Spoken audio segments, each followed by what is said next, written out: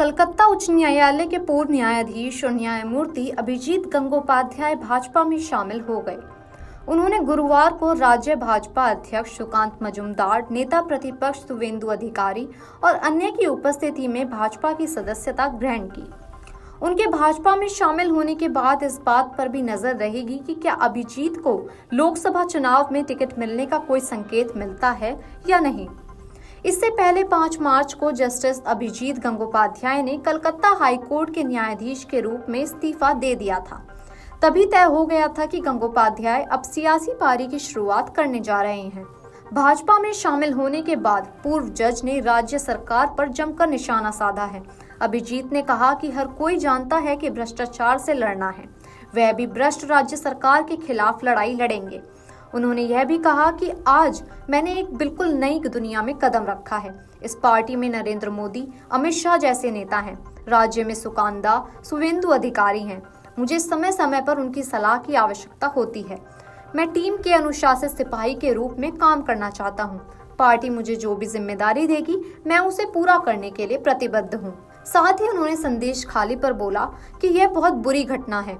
राज्य के नेता वहां गए थे, उन्हें वहां पहुंचने से रोका गया। इसके बावजूद वह पहुंचे और वहां की महिलाओं के साथ खड़े हुए हैं।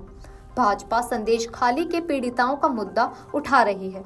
इस दौरान सुकांत मजूमदार ने कहा कि भाजपा के प्रदेश अध्यक्ष के तौर पर मैं नरेंद्र मोदी के परिवार में पूर्व जस्टिस अभिजीत गंगोपाध्याय का हमारी पार्टी में स्वागत करता हूं।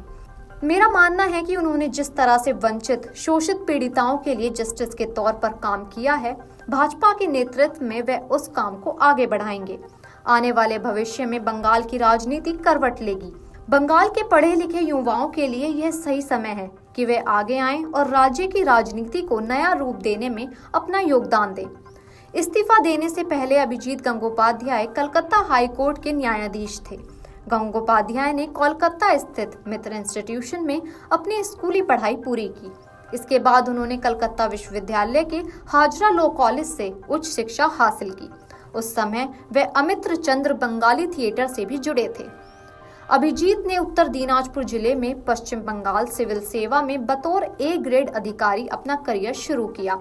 हालांकि यह भी दिलचस्प है कि जिस भ्रष्टाचार की लड़ाई के कारण आज इस्तीफा दिया है, वर्षों पहले इसी वजह से उन्होंने अधिकारी की नौकरी से इस्तीफा दिया था। यहाँ से अभिजीत की कलकत्ता उच्च न्यायालय में एंट्री हुई और उन्होंने वकालत करना शुरू कर दिया। उन्होंने 10 साल तक वकील के तौर पर काम किया। मई 2018 में अभिजीत गंगोपाध्याय कलकत्ता उच्च न्यायालय के अतिरिक्त न्यायाधीश बन गए थे। जुलाई 2020 में कलकत्ता उच्च न्यायालय के स्थायी न्यायाधीश के रूप में पदोन्नत हुए। अभिजीत गंगोपाध्याय इसी साल अगस्त में रिटायर होने वाले थे। भ्रष्टाचार को लेकर उनके कई निर्णयों और टिप्पणियों ने राज्य की राजनीति को हिलाकर रख दिया। भ्रष्टाचार के मामले में वे आक्रामक रवैये के साथ ऐतिहासिक फैसले देते रहे। वकालत के दिनों में वे शिक्षा से जुड़े मुद्दों को सामने रखते थे और बतौर जज भी उन्होंने इस क्षेत्र से जुड़े भ्रष्टाचार के मामलों में निर्णय सुनाए थे। वीडियो डेस्क अमरउजाला.com। अगर आप ये वीडियो YouTube पर देख रहे हैं तो हमारे चैनल को सब्सक्राइब करें और बेल आइकन को दबाना ना भूलें। अगर आप Facebook पर ये वीडियो देख रहे हैं तो हमारे पेज को लाइक करें।